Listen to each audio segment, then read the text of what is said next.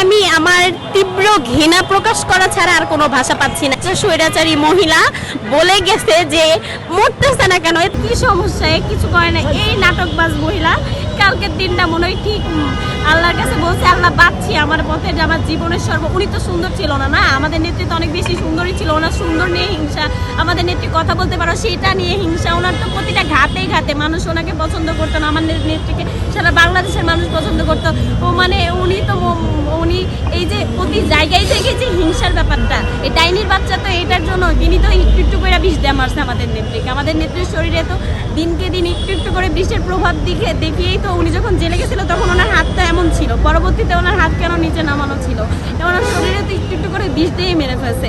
এই ডাইনির বাচ্চার যদি 500 বারও ফাঁসি দেওয়া হয় তবেও আমাদের এই রাগ আর এই ক্ষোভ কখনো কোনোদিন যাবে না। আমরা কোনোদিন বিএনপি আওয়ামী লীগের সাথে আপোষের সম্পর্ক করব না, আগেও করিনি। আর আমাদের নেত্রীর আদর্শ কখনো বলে না তাদের সাথে আপোষ করতে। আমরা কোনো দিন এই আপোষহীনতার রাজনীতি ওদের সাথে করবো।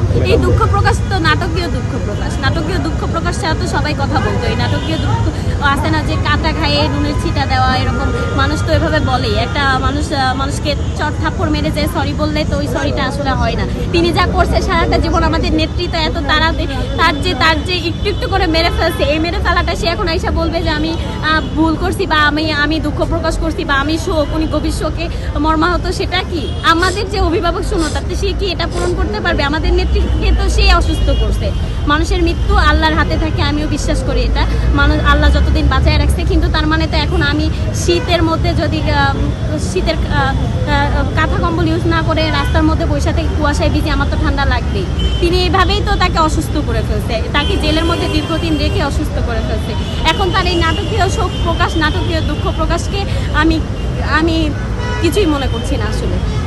আমরা